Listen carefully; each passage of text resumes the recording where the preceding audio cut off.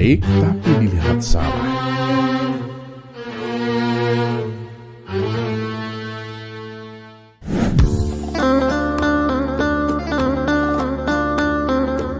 Assalamualaikum warahmatullahi wabarakatuh. Semoga semua kebaikan terlimpah kepada kita semua.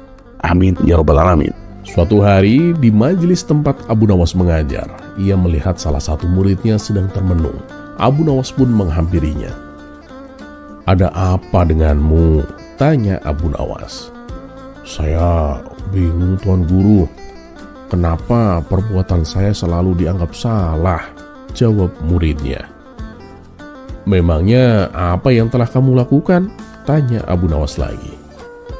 "Saya ini hanya ingin berbuat baik Tuan Guru, tapi selalu saja ada orang yang menyalahkan saya," jawab sang murid. Abu Nawas pun tersenyum mendengarnya. Begitu. Ayo ikut denganku," ajak Abu Nawas. Mereka pun berkeliling kampung sambil membawa seekor keledai. "Kamu naiklah ke punggung keledai, biar aku yang menuntunnya," kata Abu Nawas. Dan belum lama berjalan, mereka berpapasan dengan beberapa orang. Salah satu dari mereka pun mencibir. Lihat anak itu.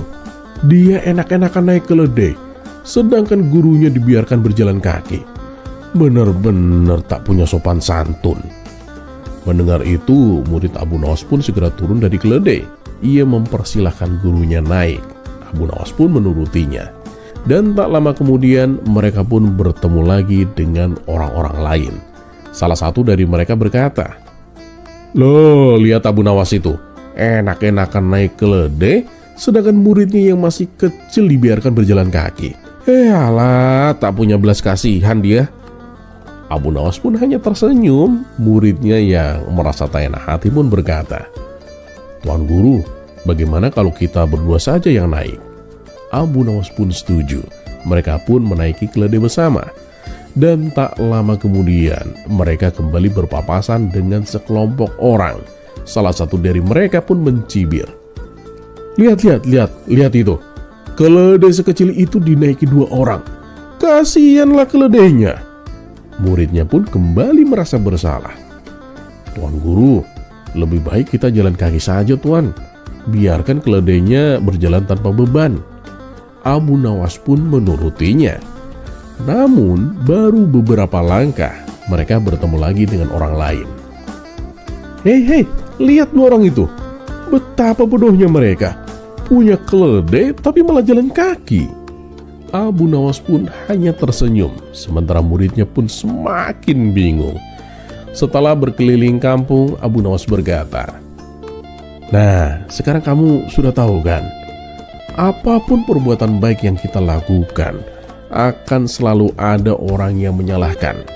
Tapi selama kamu yakin bahwa perbuatanmu tidak melanggar agama dan adat, tak perlu mendengar omongan orang, dan tak perlu merasa bersalah jika ada yang mengkritikmu." Sang murid pun mulai memahami maksud daripada gurunya.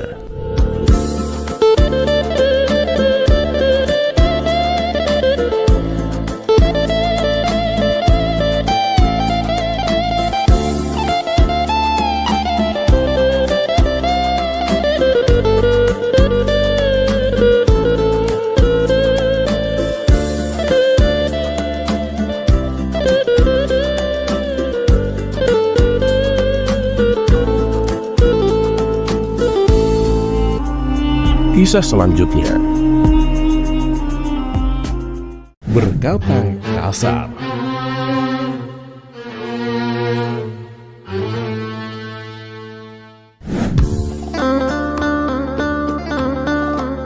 Ya rabbal alamin. Dikisahkan Baginda Raja menerapkan peraturan baru. Siapapun yang berkata kasar akan dihukum 1 bulan penjara.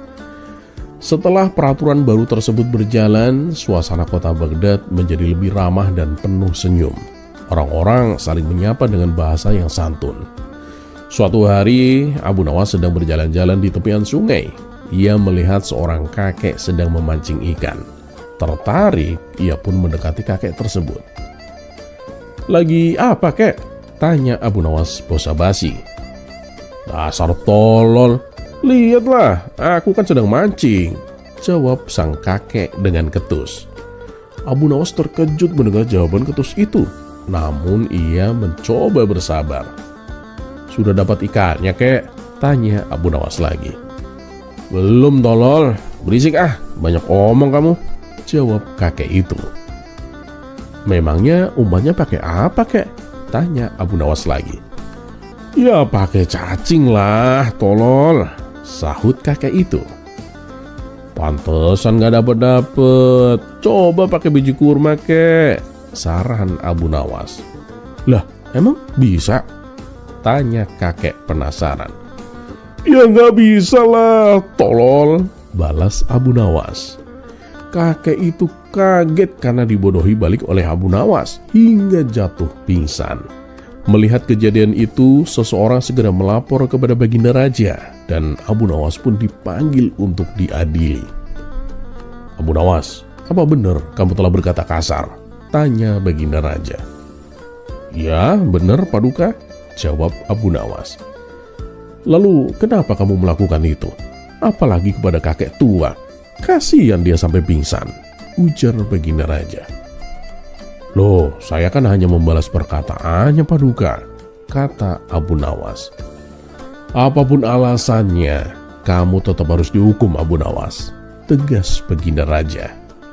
"Paduka, kalau saya dihukum, berarti kakek tua itu juga harus dihukum dong," protes Abu Nawas.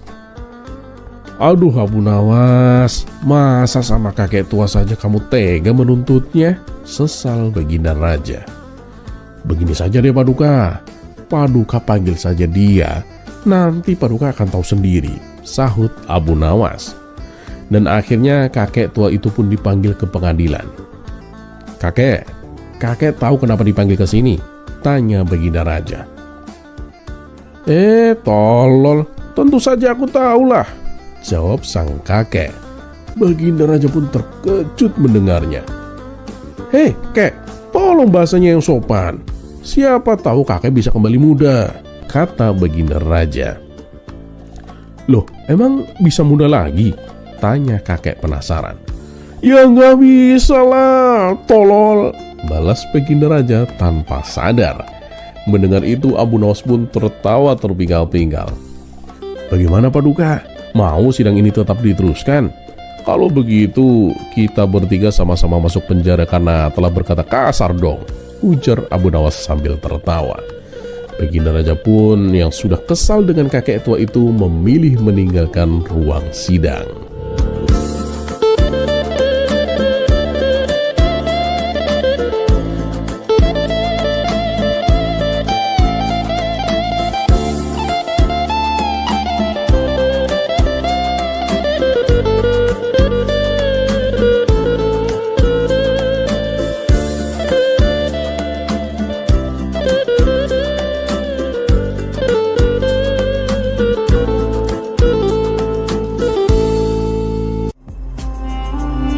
Kisah selanjutnya.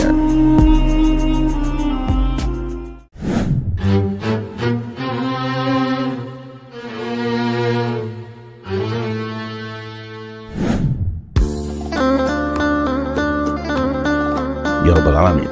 Di dalam masa pemerintahan Raja Harun ar-Rasyid, ada seorang penjabat kerajaan bernama Zalim. Si Zalim ini sudah menjadi pejabat kerajaan sudah cukup lama. Bisa dibilang dialah seniornya dalam lingkungan kerajaan. Karena merasa dirinya yang paling berpengalaman, ia pun tak segan-segan menghalalkan segala cara untuk mendapatkan apa yang diinginkannya. Dan tak jarang juga, ia menjadi aktor utama dalam menentukan peraturan-peraturan yang menguntungkan para pejabat kerajaan. Pernah suatu kali, ia merampas tanah milik warga dengan dalih surat-suratnya tidak sah. Kejadian seperti itu terus berulang-ulang tanpa ada yang berani memperingatkannya. Sementara para warga lebih memilih untuk menghindarinya daripada mendapatkan masalah dengannya. Sebenarnya si pejabat zalim ini mempunyai hobi yang bagus, yaitu dia sering keluar, turun ke bawah untuk berkumpul bersama warga. Tapi dengan kesombongannya itu, ia memaksa agar para warga menghormatinya. Kalau sampai ada warga yang protes atau berkata menyindir atau menyakitinya, maka sudah bisa dipastikan warga itu akan berakhir di penjara. Suatu ketika saat pejabat zalim ini belusukan, ia mendapati Abu Nawas sedang nongkrong bersama kawan-kawannya di warung kopi. Terlihat suasana perkumpulan begitu gembira, saling canda tawa satu sama lain.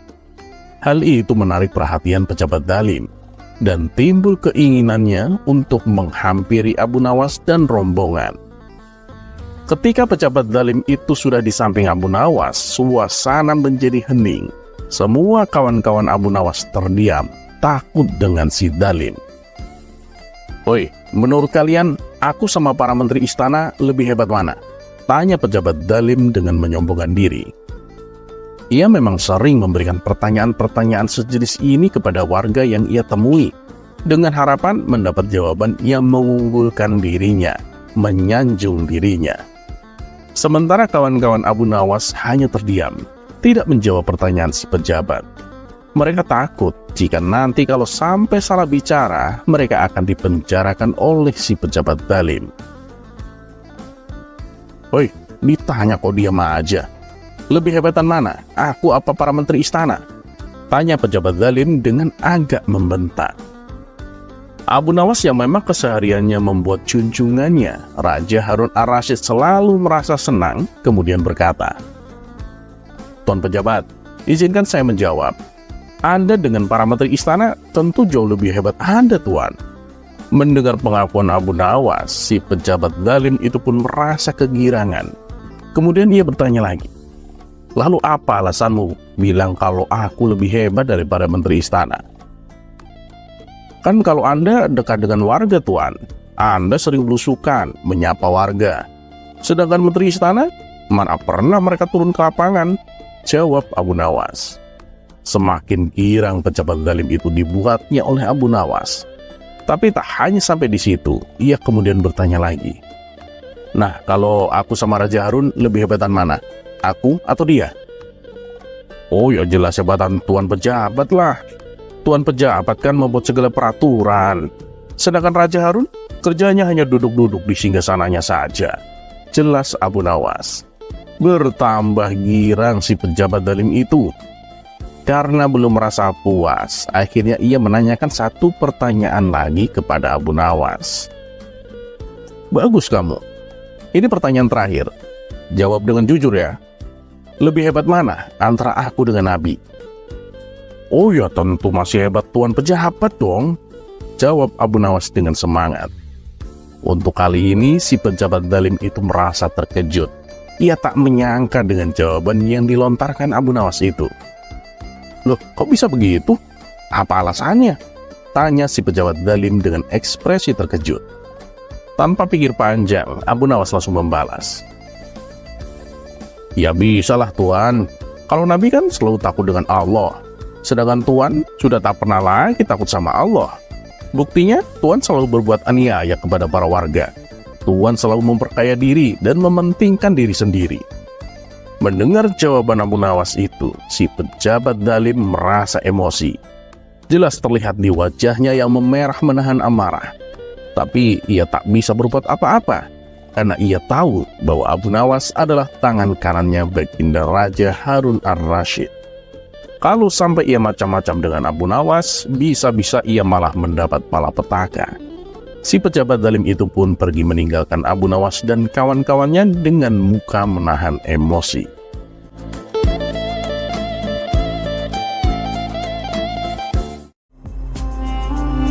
Kisah selanjutnya.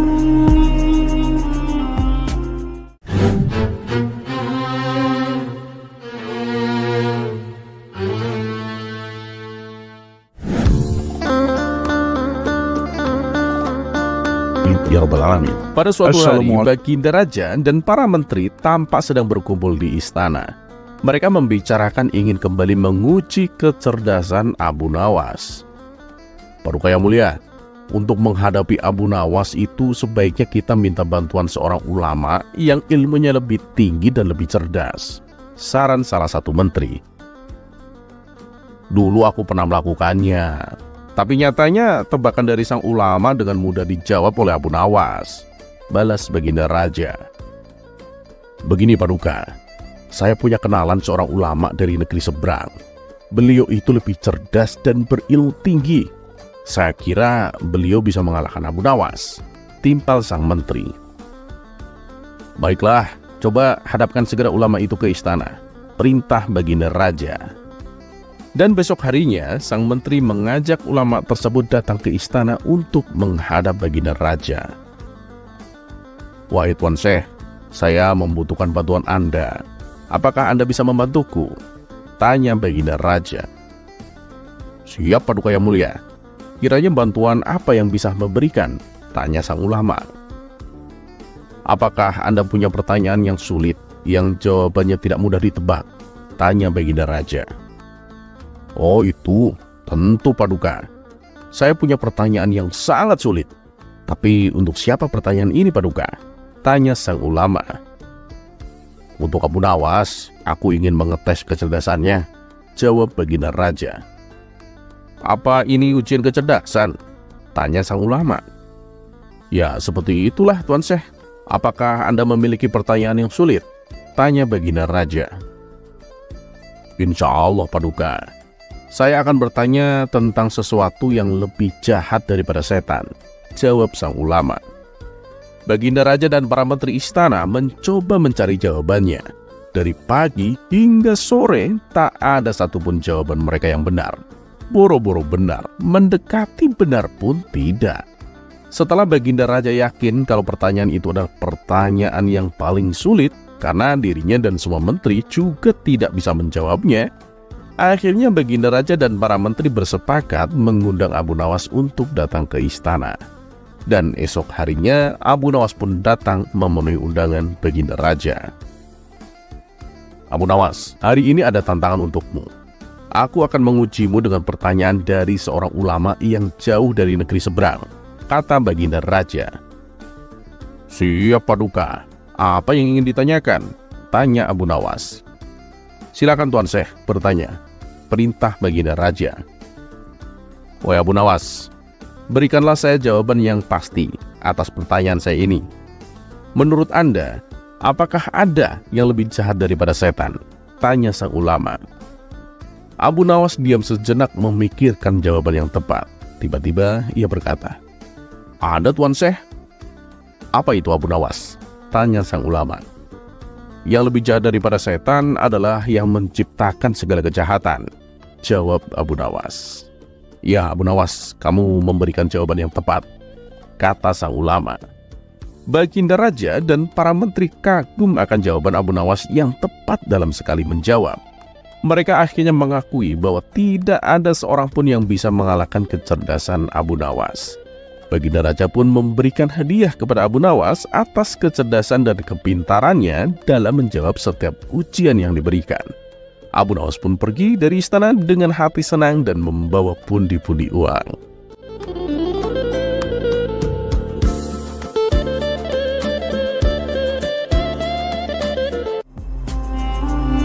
Kisah selanjutnya.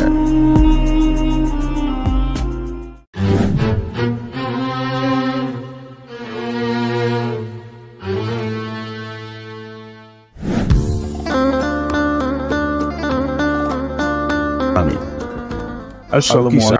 Pada suatu hari, Abu Nawas berjalan di tengah pasar sambil melihat ke dalam topinya, lalu tersenyum bahagia. Orang-orang pun heran, lalu mereka bertanya, saudaraku, Abu Nawas, apa yang kau lihat ke dalam topimu itu? Kok sampai membuatmu tersenyum bahagia seperti itu? Oh ini, aku sedang melihat surga yang dihiasi barisan bidadari, kata Abu Nawas dengan ekspresi meyakinkan. Ah, masa? Coba aku lihat, kata salah seorang yang penasaran melihat tingkah Abu Nawas. Ya silakan, tapi aku nggak yakin kamu bisa melihat seperti apa yang aku lihat, kata Abu Nawas. Loh, memangnya kenapa Abu Nawas? Tanya orang-orang di sekitar Abu Nawas yang serempak, karena sama-sama semakin penasaran. Ya, karena hanya orang beriman dan soleh saja yang bisa melihat surga dengan bidadarinya di dalam topi ini, kata Abu Nawas meyakinkan. Salah seorang mendekat lalu berkata, "Sini, coba aku lihat." "Silahkan," kata Abu Nawas. Orang itu pun bersegera melihat ke dalam topi, lalu sejenak menatap ke arah Abu Nawas, kemudian menengok orang di sekelilingnya. "Wah, benar kamu. Aku melihat surga di topi ini dan juga bidadari." "Subhanallah," kata orang itu berteriak. Orang-orang pun heboh ingin menyaksikan surga dan bidadari di dalam topi Abu Nawas.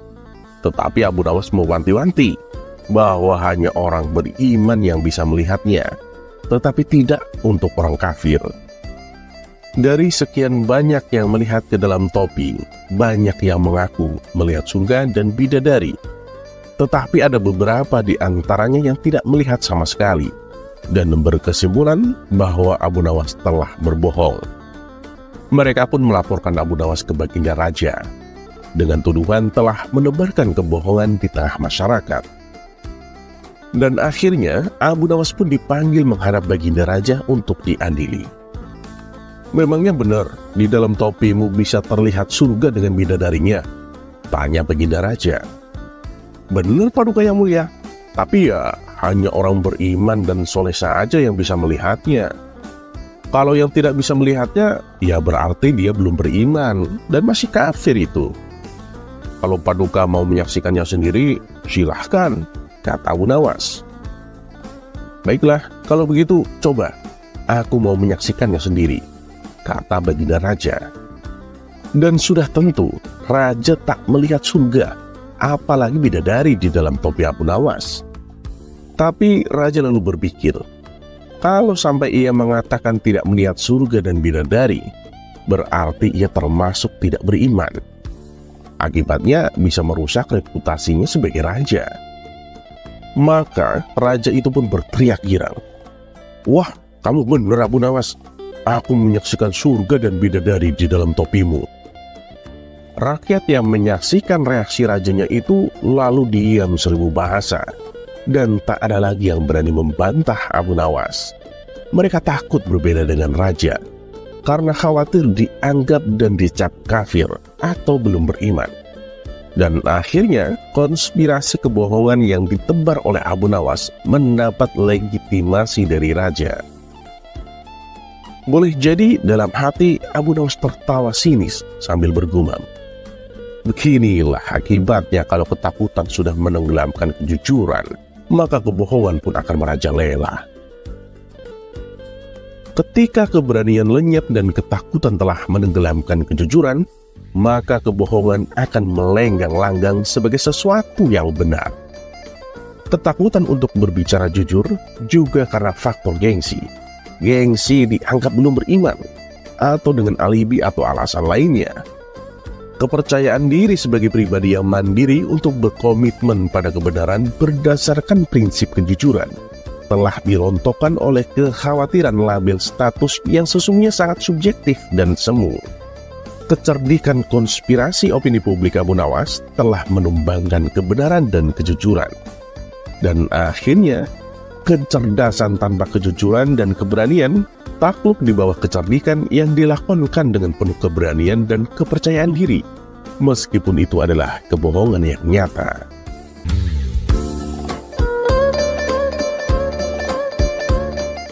Terlepas apakah cerita ini adalah cerita fiksi atau kenyataan, karena hikmah adalah barang hilang seorang muslim. Di mana ia menemukannya, maka ia berhak mengambilnya.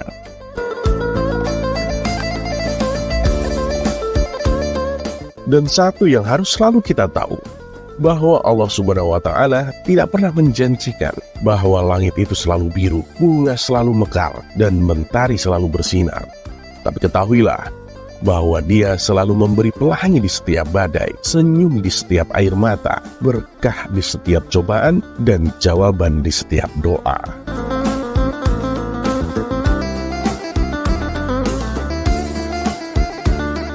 Dan seperti biasa, terima kasih. Wassalamualaikum warahmatullahi wabarakatuh.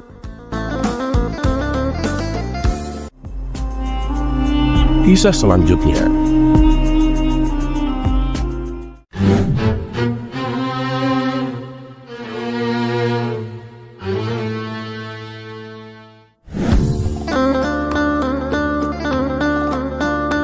Ya Rabbal Alamin. Pada suatu hari, Raja Harun ar-Rasyid memanggil Abu Nawas untuk menghadap ke istana. Kali ini Raja ingin menguji kecerdikan Abu Nawas sekali lagi. Sesampainya di hadapan Raja, Abu Nawas pun membungkuk memberi hormat. Dan baginda Raja pun bertitah.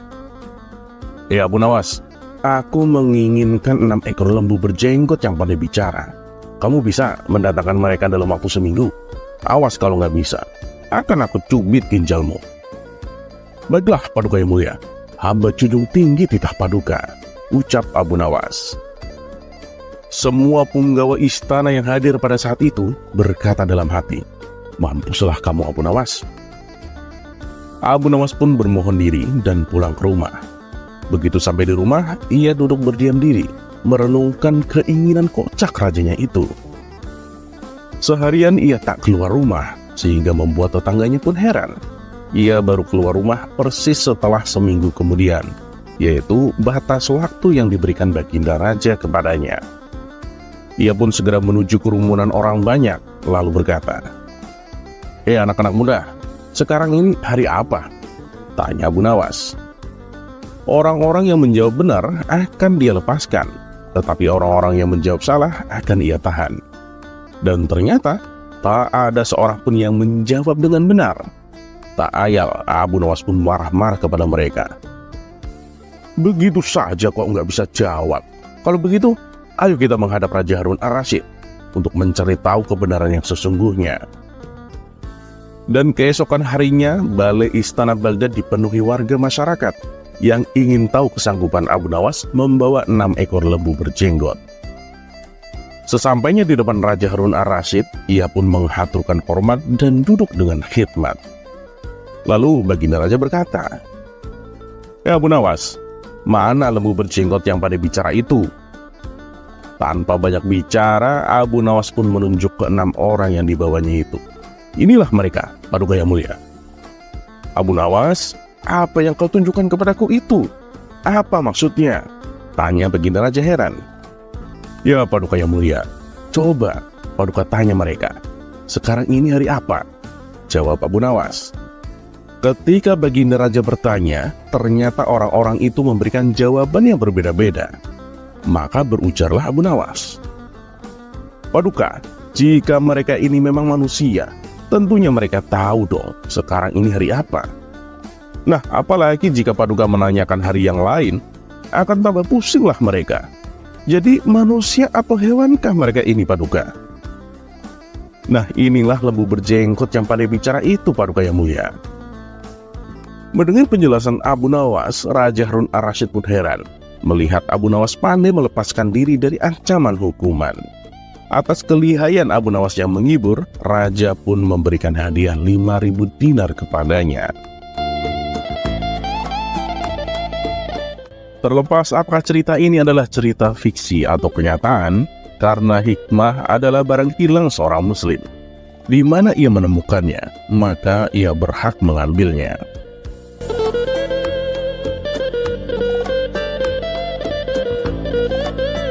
Dan satu yang harus selalu kita tahu, bahwa Allah Subhanahu wa Ta'ala tidak pernah menjanjikan bahwa langit itu selalu biru, bunga selalu mekar, dan mentari selalu bersinar. Tapi ketahuilah bahwa Dia selalu memberi pelangi di setiap badai, senyum di setiap air mata, berkah di setiap cobaan, dan jawaban di setiap doa.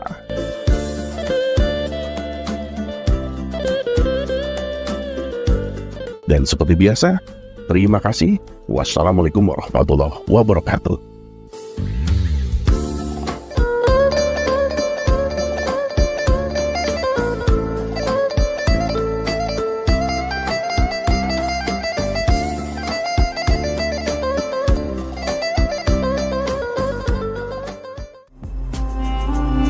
Kisah selanjutnya.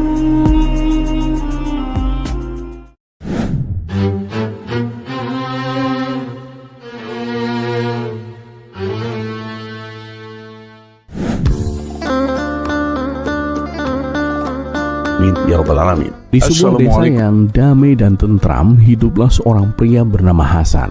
Ia dikenal sebagai orang yang sangat jujur dan dermawan. Setiap warga mengenalnya sebagai pribadi yang tidak pernah mengambil hak orang lain. Bahkan banyak orang tua di desa itu berkata, "Kalau semua orang seperti Hasan, dunia ini pasti aman dari tipu daya." Pada suatu hari, Hasan memutuskan untuk membeli sebidang tanah di pinggir desa. Ia ingin membangun rumah sederhana di sana agar bisa hidup lebih tenang di hari tuanya. Tanah itu dijual oleh seorang pria bernama Ali yang kebetulan juga terkenal jujur. Sama seperti Hasan, Ali tidak suka mengambil keuntungan yang bukan haknya. Transaksi pun berlangsung mulus, tidak ada tawar-menawar yang berlarut-larut. Hasan membayar sesuai harga yang ditawarkan, dan Ali menyerahkan surat tanah dengan senyum yang puas. Beberapa hari kemudian, Hasan mulai menggali tanah untuk membuat pondasi rumah. Tapi alangkah terkejutnya ia ketika cangkulnya membentur sesuatu yang keras. Dan setelah digali lebih dalam, ternyata itu adalah peti tua yang berisi tumpukan emas. "Masya Allah, ini emas. Tapi ini bukan milikku," gumam Hasan bingung. Setelah menimbang-nimbang, Hasan akhirnya memutuskan untuk membawa emas itu kepada Ali. "Wahai Ali," kata Hasan, "ketika aku menggali tanah yang kamu jual, aku menemukan tumpukan emas. Ambillah, karena aku hanya membeli tanahmu, bukan emasnya." Namun Ali terkejut dan langsung menolak. "Loh, ini kan sudah menjadi hakmu, Hasan. Setelah kamu membeli, tanah itu milikmu beserta semua isinya." Hasan pun bersikukuh. "Tidak bisa begitu, kawan. Kalau aku menemukan pohon pisang, aku bisa terima. Tapi emas, ini jelas bukan hasil dari tanah biasa. Aku tidak ingin mengambil apa yang bukan milikku." Perdebatan itu berlangsung cukup lama. Warga yang melihat pun mulai berkumpul karena penasaran. Mereka bingung. Biasanya orang rebutan emas, ini malah saling lempar emas. Akhirnya karena tidak ada yang mau menerima emas itu, mereka sepakat untuk menemui Abu Nawas yang terkenal bijaksana di kalangan masyarakat. Di rumahnya yang sederhana, Abu Nawas menyambut keduanya dengan senyum yang lebar. "Masuklah, wahai Hasan dan Ali, apa yang bisa aku bantu hari ini?" Mereka pun menceritakan semuanya dari awal hingga akhir. Abu Nawas mendengarkan dengan seksama, sesekali mengangguk-angguk. Baru kali ini aku melihat dua orang jujur berdebat karena terlalu jujur," gumam Abu Nawas sambil tertawa kecil. Setelah berpikir sejenak, Abu Nawas pun berkata, "Baiklah, mari kita cari jalan keluarnya. Hasan, apakah kamu memiliki anak laki-laki yang sudah remaja?" "Ya, aku punya, Abu Nawas. Namanya Yusuf. Usianya 17 tahun, jawab Hasan. "Dan kamu, Ali, apakah kamu punya anak perempuan yang juga sudah cukup umur?" "Ada, Abu Nawas. Anakku Fatimah. Usianya 16 tahun. "Nah, kalau begitu," kata Abu Nawas sambil tersenyum, "nikahkan Yusuf dengan Fatimah dan jadikan emas itu sebagai mahar untuk pernikahan mereka. Dengan begitu, emas itu akan menjadi milik keluarga baru yang terbentuk dari kebaikan dua orang yang jujur." Hasan dan Ali pun saling pandang lalu tersenyum. "Wah, itu ide yang luar biasa, Abu Nawas," kata keduanya hampir bersamaan. Dan tak lama kemudian, desa itu pun menggelar pesta pernikahan sederhana namun meriah. Semua warga diundang, dan yang paling bahagia adalah Yusuf dan Fatimah yang tidak hanya mendapat jodoh pilihan, tapi juga tumpukan emas sebagai hadiah dari kejujuran ayah mereka. Dan Abu Nawas, ia hanya tersenyum puas sambil menyeruput teh hangat di beranda rumahnya.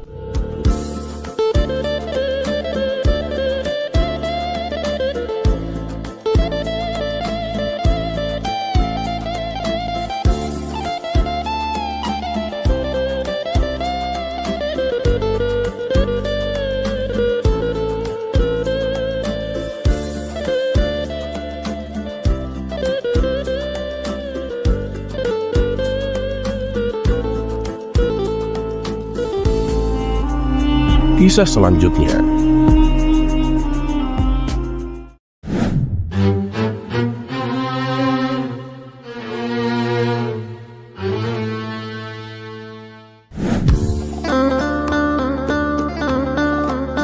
Rabbal Alamin. Di sebuah desa yang damai dan tentram, hiduplah seorang pria bernama Hasan. Ia dikenal sebagai orang yang sangat jujur dan dermawan. Setiap warga mengenalnya sebagai pribadi yang tidak pernah mengambil hak orang lain. Bahkan banyak orang tua di desa itu berkata, "Kalau semua orang seperti Hasan, dunia ini pasti aman dari tipu daya." Pada suatu hari, Hasan memutuskan untuk membeli sebidang tanah di pinggir desa.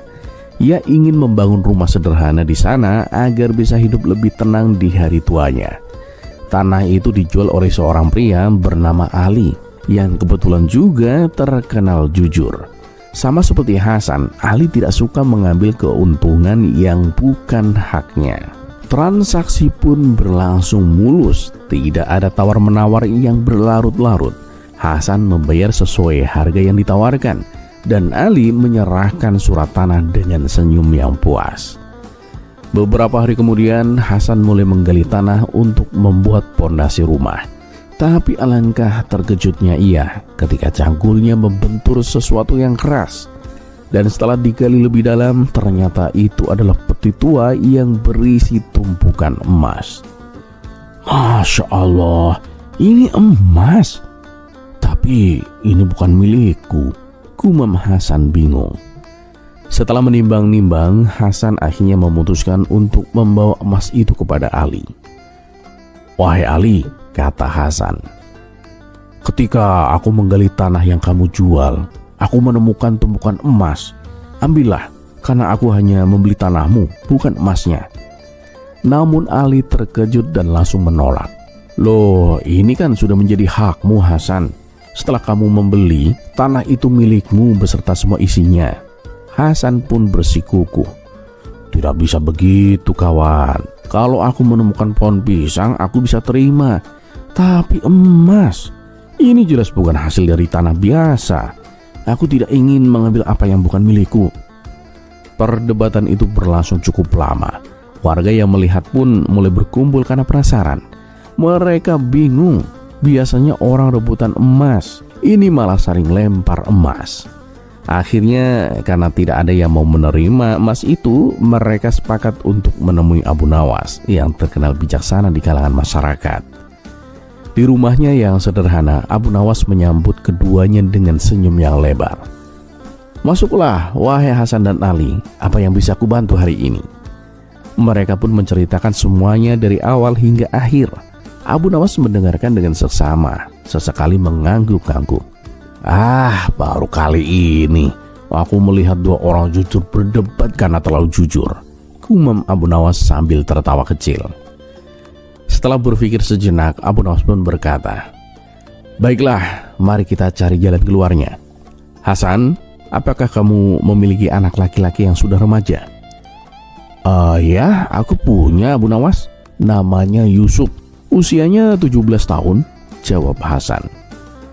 "Dan kamu, Ali, apakah kamu punya anak perempuan yang juga sudah cukup umur?" "Ada, Abu Nawas. Anakku Fatimah. Usianya 16 tahun. "Nah, kalau begitu," kata Abu Nawas sambil tersenyum, "nikahkan Yusuf dengan Fatimah dan jadikan emas itu sebagai mahar untuk pernikahan mereka. Dengan begitu, emas itu akan menjadi milik keluarga baru yang terbentuk dari kebaikan dua orang yang jujur." Hasan dan Ali pun saling pandang lalu tersenyum. "Wah, itu ide yang luar biasa, Abu Nawas," kata keduanya hampir bersamaan. Dan tak lama kemudian, desa itu pun menggelar pesta pernikahan sederhana namun meriah. Semua warga diundang, dan yang paling bahagia adalah Yusuf dan Fatimah yang tidak hanya mendapat jodoh pilihan, tapi juga tumpukan emas sebagai hadiah dari kejujuran ayah mereka. Dan Abu Nawas, ia hanya tersenyum puas sambil menyeruput teh hangat di beranda rumahnya.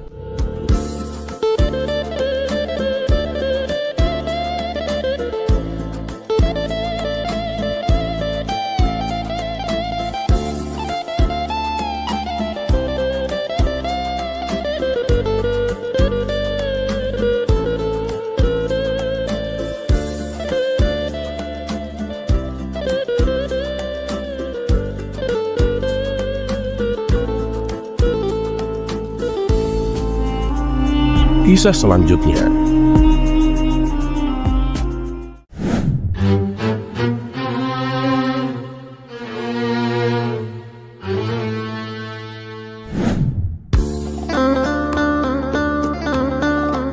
Ya Rabbal Alamin. Abu Nawas sudah Assalamualaikum. sering menolak untuk dijadikan pejabat istana oleh Baginda Raja Harun ar-Rasyid. Bukan karena dia tak butuh uang. Ini lebih kepada Abu Nawas muak dengan kehidupan para pejabat yang penuh dengan intrik, konspirasi, dan perbuatan yang kurang terpuji. Dan memang Abu Nawas lebih suka membantu orang-orang kecil yang terkena masalah, apalagi kalau bermasalah dengan seorang pejabat.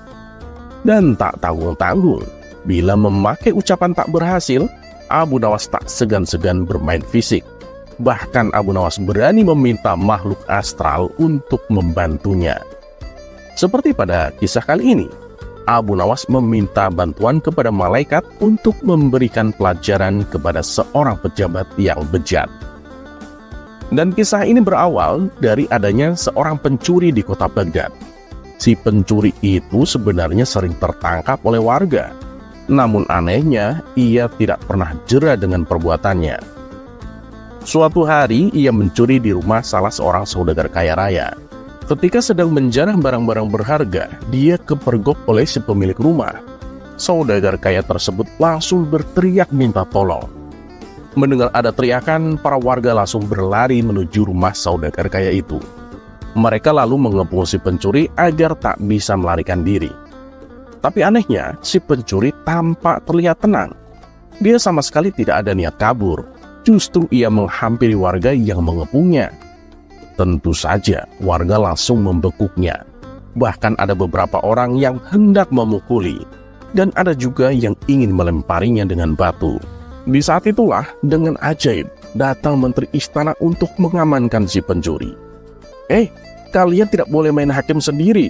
Jangan sampai ada yang memukul si pencuri ini, apalagi melemparinya dengan batu, teriak Tuan Menteri kepada para warga. Tapi Tuan, dia sudah sering mencuri. Kami sudah sangat geram dengan ulahnya. Biarlah kami memukulinya, biar kapok dia, sahut salah seorang warga. Kita lempari batu saja kepalanya, biar nggak meresahkan warga, timpal warga lain. Melihat emosi warga yang mulai tak terbendung, Tuan Menteri lalu berkata, "Silahkan, kalian boleh memukul atau melempar batu ke pencuri ini. Tapi ada syaratnya." "Apa syaratnya, Tuan? Kami sudah nggak sabar mengajarnya," tanya para warga penasaran. "Syaratnya, siapapun yang tak pernah memiliki kesalahan boleh memukulinya. Tapi ingat, kalau sampai ada orang yang memukuli si pencuri ini, sedangkan dia sendiri pernah melakukan kesalahan, aku tak segan-segan akan menghukumnya," kata Tuan Menteri menjelaskan dengan persyaratan tersebut. Para warga hanya terdiam, sebab mana mungkin ada manusia yang tidak punya salah. Bahkan anak kecil pun pernah melakukan kesalahan. Akhirnya para warga membubarkan diri, sementara si pencuri dibawa oleh Tuan Menteri dengan dalih akan diproses di pengadilan. Tapi kenyataannya di tengah jalan si pencuri malah dibebaskan dan disuruh pulang. Dan usut punya usut, ternyata si pencuri itu masih mempunyai ikatan saudara dengan Tuan Menteri. Ponakannya mungkin, sepupunya, atau apalah. Yang jelas si pencuri itu masih saudaranya Tuan Menteri. Beberapa hari kemudian, si pencuri ini kembali beraksi. Dan setiap kali tertangkap warga, Tuan Menteri selalu datang menolong. Begitulah seterusnya. Sampai-sampai ketika ada aksi pencurian, warga sudah enggan menggubrisnya. Jangankan mengepung, mengejar, atau menangkapnya. Berteriak minta tolong pun warga sudah bosan. Karena percuma, ujung-ujungnya si Tuan Menteri datang bak pahlawan kesiangan mengamankan si pencuri dengan dalih tidak boleh main hakim sendiri dan akan diproses di pengadilan. Hingga pada suatu ketika, si pencuri nekat menyatroni rumah Abu Nawas. Karena ia tahu saat itu Abu Nawas baru saja mendapat hadiah emas dari Baginda Raja. Ketika si pencuri masuk ke rumah dan hendak mengambil emas tersebut, Abu Nawas keburu memergokinya. "Woi maling, kurang ajar," ucap Abu Nawas. Bukannya kabur, si pencuri malah dengan santai, tenang berjalan lewat depan Abu Nawas dan akan keluar meninggalkannya. Tentu hal ini membuat Abu Nawas bertambah emosi. Abu Nawas langsung memukul dan membekuknya. Si pencuri pun berteriak kesakitan. Mendengar ada kegaduhan di rumah Abu Nawas, warga-warga pun segera berdatangan. "Ada apa nih Abu Nawas?" tanya salah satu warga.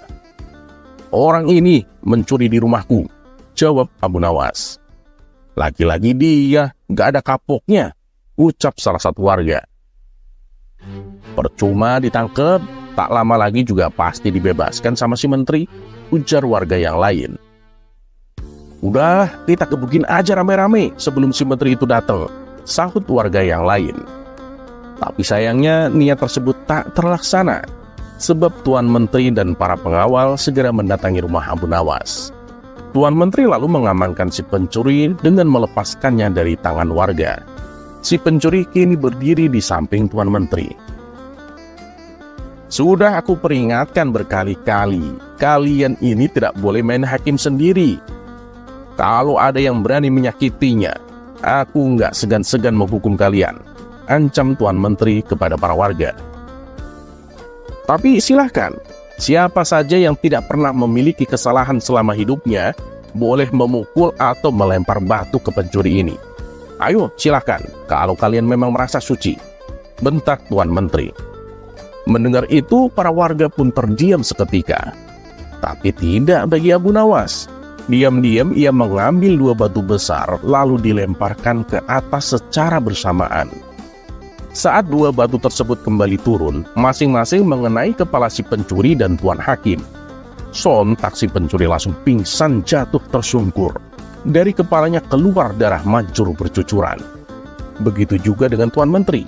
Meski tidak pingsan, dia mengalami sakit yang luar biasa di kepalanya, hingga bercucuran darah yang cukup banyak. "Kurang ajar, siapa yang berani melempar batu?" teriak Tuan Menteri penuh emosi. Dikarenakan takut menjadi sasaran amukan Tuan Menteri, orang-orang di sana lalu menunjuk bahwa Abu Nawaslah pelakunya. "Kurang ajar kau, Abu Nawas. Akan aku hukum berat kamu," bentak Tuan Menteri. "Loh, salahku di mana? Oh, tiba-tiba aku dihukum?" tanya Abu Nawas berpura-pura. "Lancang kamu Abu Nawas, berani melempari kepalaku dengan batu," jawab Tuan Menteri. "Oh itu, Anda kan tadi mengatakan sendiri, siapapun yang tidak pernah bersalah selama hidupnya boleh melempari si pencuri dengan batu," balas Abu Nawas. "Jadi kamu merasa kamu tak pernah berbuat salah? Hah? Jangan sok suci kamu, Abu Nawas," hardik Tuan Menteri. "Justru itu, aku ini memang pernah berbuat salah. Makanya aku minta bantuan malaikat langit. Aku berikan dia 2 batu dengan melemparkannya ke atas. Ketika malaikat itu melemparkannya ke bawah, ternyata yang kena bukan hanya si maling ini, tapi Anda juga ikut kena. Mungkin malaikat langit lebih tahu bila selama ini Anda bersekongkol dengan si maling ini," kata Abu Nawas. Mendengar itu, Tuan Menteri tidak bisa berkata apa-apa, tapi memendam amarah kepada Abu Nawas. Tuan Menteri ingin menghukumnya saat itu juga, karena perkataan yang diucapkan Abu Nawas hanya dibuat-buat. Belum sempat Tuan Menteri memerintahkan pengawal untuk menangkap, tiba-tiba Abu Nawas berkata lagi, kalau sampai besok dia kedapatan mencuri lagi, dan Tuan Menteri menolongnya dengan alasan akan mengamankannya, batu ini bukan hanya aku berikan kepada malaikat langit, tapi akan aku berikan juga kepada Baginda Raja, ancam Abu Nawas. Mendengar perkataan tersebut, nyali Tuan Menteri mendadak ciut. Tuan Menteri yang tadinya bersikap garang mendadak berubah menjadi santun. Sebab tahu betul betapa dekatnya Abu Nawas dengan Baginda Raja. "Maaf Tuan Abu Nawas, aku pastikan kali ini si maling akan mendapat hukuman," kata Tuan Menteri. Dan sejak saat itulah, akhirnya si pencuri menjadi jera dan tidak mengulangi perbuatannya. Karena backingannya kalah pamor dengan backingan Abu Nawas.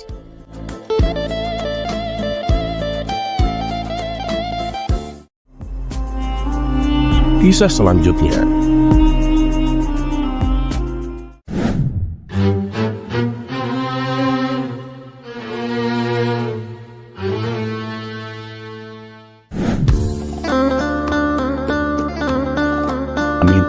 Alamin. Pada suatu sore, Assalamualaikum. Abu Nawas pergi ke hutan bersama keledainya untuk mencari kayu bakar. Setelah bekerja keras mengumpulkan kayu, ia merasa hasilnya lumayan banyak dan cukup untuk beberapa hari ke depan. Merasa puas, ia pun bersiap pulang. Namun, alih-alih meletakkan kayu di atas punggung keledainya seperti biasa, ia justru menumpuk kayu tersebut di atas kepalanya sendiri. Setelah itu ia naik ke atas punggung keledai dan mulai berjalan pulang dengan santai seolah-olah tidak terjadi hal yang aneh. Di tengah perjalanan, ia berpapasan dengan seorang kawan lamanya, Karim. Melihat tingkah Abu Nawas yang tidak biasa, Karim pun mengerutkan dahi dan menatap temannya itu dengan penuh keheranan. "Abu Nawas, apa yang kamu lakukan? Kenapa kamu membawa kayu bakar itu di kepalamu? Apa tidak sakit?" tanya Karim penasaran. Abu Nawas pun menghela nafas, lalu mengusap lehernya yang sudah pegal. "Wah, benar juga kawan, ini memang cukup menyakitkan," jawab Abu Nawas dengan jujur. Karim pun semakin bingung. "Kalau begitu, kenapa tidak kamu letakkan saja di punggung keledaimu, Abu Nawas? Bukankah itu lebih mudah?" Abu Nawas pun tersenyum bijak. "Oh, tidak kawan, aku justru ingin meringankan beban keledaiku," kata Abu Nawas dengan nada penuh keyakinan. Karim pun semakin heran. "Maksudmu bagaimana, Abu Nawas? Aku tidak mengerti cara berpikirmu," ujar Karim sambil menggaruk kepalanya. Abu Nawas pun menepuk pundak kawannya dan menjelaskan, "Begini kawan, keledai ini yang membawaku dan aku yang membawa kayu bakarnya. Jadi dengan cara seperti inilah aku tidak membebani keledai lebih dari yang seharusnya kawan." Karim pun melongo. Ia mencoba memahami logika Abu Nawas, tapi semakin dipikir semakin tidak masuk akal. Ia ingin membantah, tetapi melihat wajah serius Abu Nawas, ia sadar bahwa temannya itu benar-benar percaya dengan ucapannya. "Dasar aneh kamu, Abu Nawas," ujar Karim sambil menghela nafas panjang. Ia pun berlalu, membiarkan Abu Nawas melanjutkan perjalanan dengan kebijaksanaan yang hanya bisa dipahami oleh dirinya sendiri. Namun belum jauh berjalan, seorang petani tua yang melihat Abu Nawas pun menghentikannya. "Anak muda, aku sudah tua, tapi seumur hidupku aku belum pernah melihat orang yang menaiki keledai sambil membawa kayu bakar di kepalanya. Apa kamu baik-baik saja, anak muda?" tanya si petani tua sambil mengusap janggutnya. Abu Nawas pun tersenyum dan menjawab dengan santai, "Aku baik-baik saja, Pak Tua. Aku hanya ingin membantu keledaiku agar tidak terlalu kelelahan." Petani itu pun mengerutkan dahinya. "Tapi keledaimu tetap membawa beban, yaitu dirimu." Abu Nawas pun mengangguk mantap. "Oh ya, betul Pak Tua. Tapi kayu ini aku yang membawanya. Jadi beban keledaiku kan berkurang, Pak Tua." Petani itu pun terdiam. Ia ingin menjelaskan bahwa berat kayu itu tetap ada di keledai, karena Abu Nawas masih menaiki hewan itu. Namun melihat wajah puas Abu Nawas dengan teorinya sendiri, petani itu pun hanya bisa geleng-geleng kepala. "Dunia memang sudah tua, tapi selalu ada orang-orang yang membuatku merasa muda karena kebodohannya," gumam si petani sambil berjalan pergi. Sementara itu, Abu Nawas tetap melanjutkan perjalanannya dengan hati yang riang. Ia merasa telah melakukan sesuatu yang baik untuk keledainya, meskipun mungkin hanya dirinya sendiri yang mengerti logikanya. Dan keledai itu hanya bisa pasrah.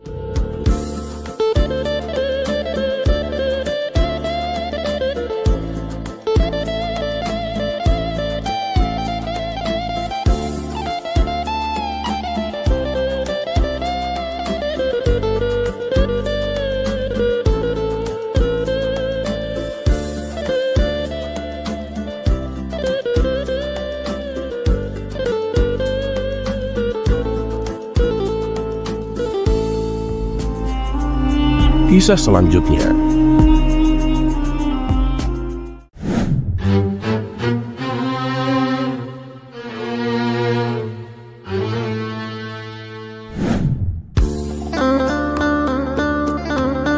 Ya Rabbal Alamin.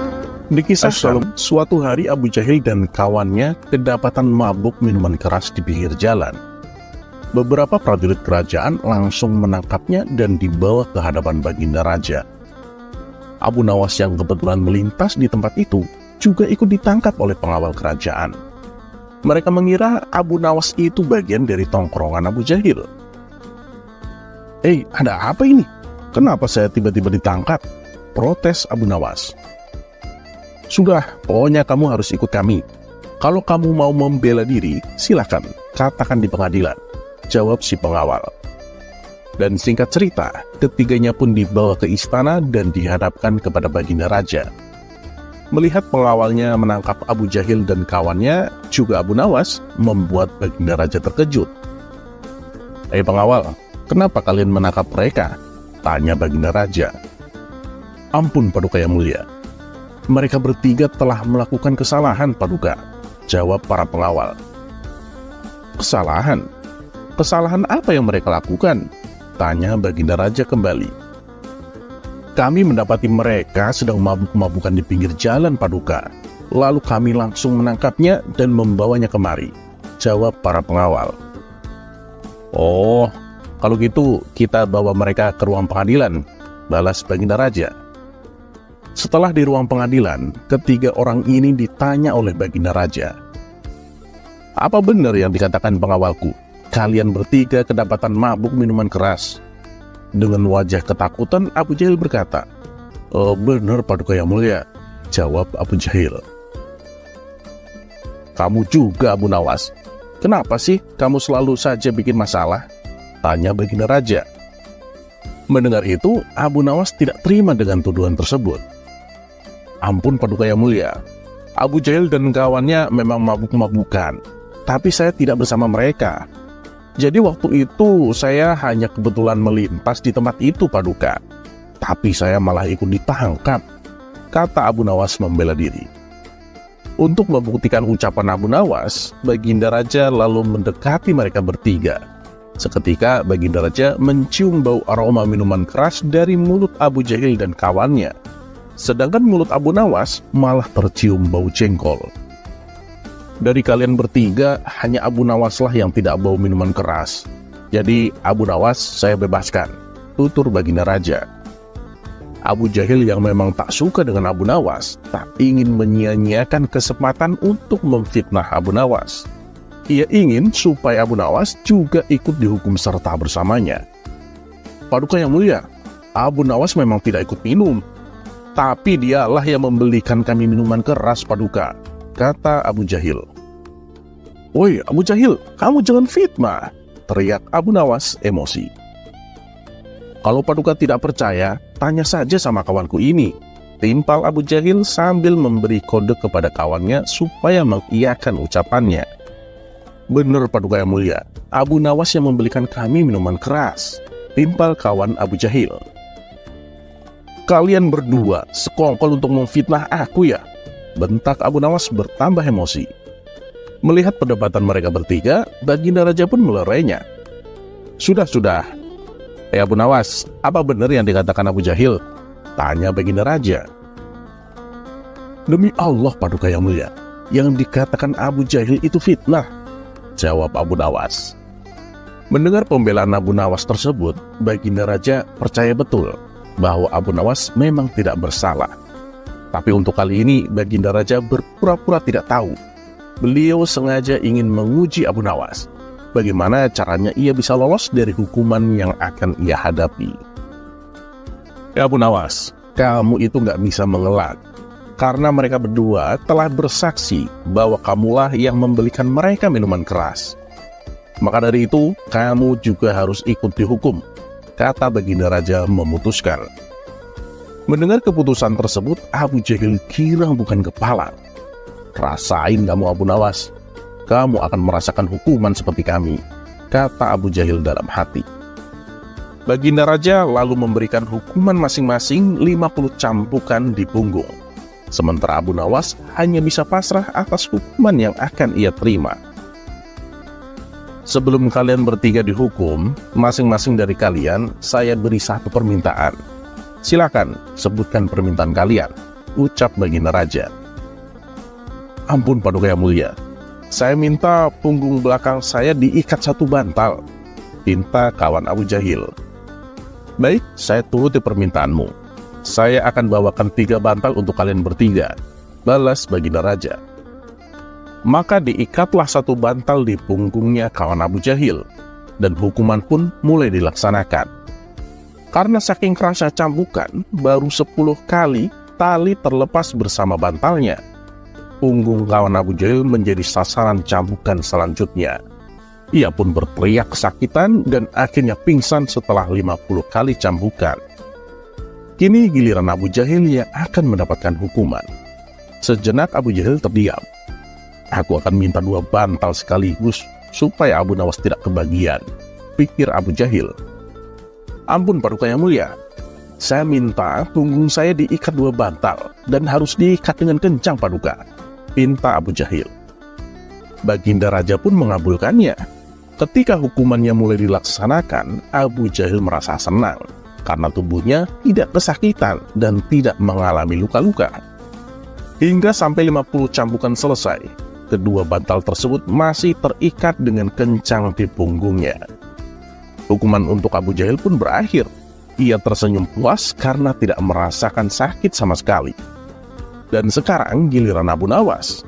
Ia juga ditawari 1 permintaan oleh Baginda Raja. "Apa permintaanmu, Abu Nawas?" tanya Baginda Raja.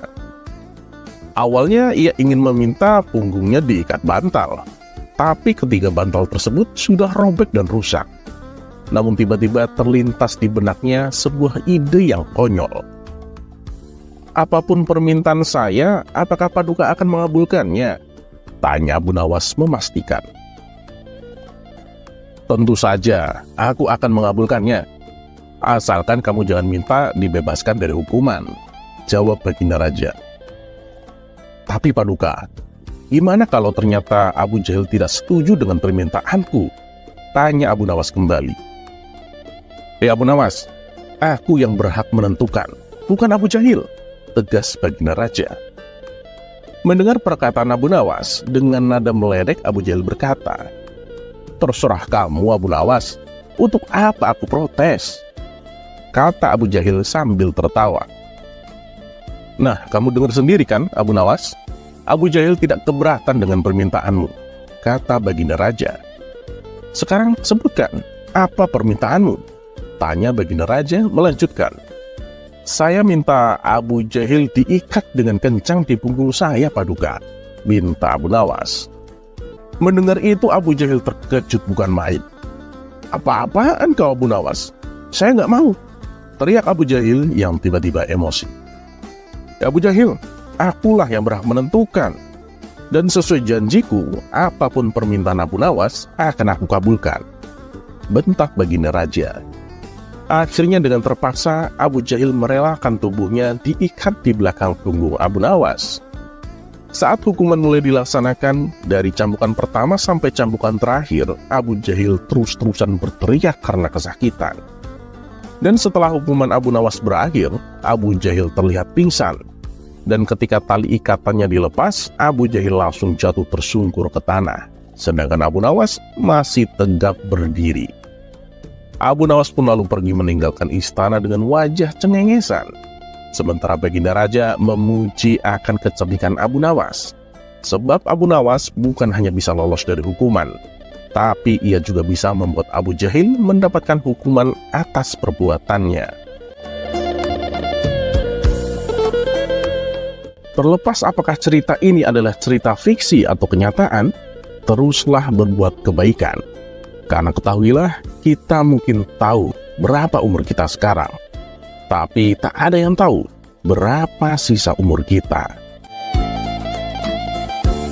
Dan seperti biasa, terima kasih. Wassalamualaikum warahmatullahi wabarakatuh.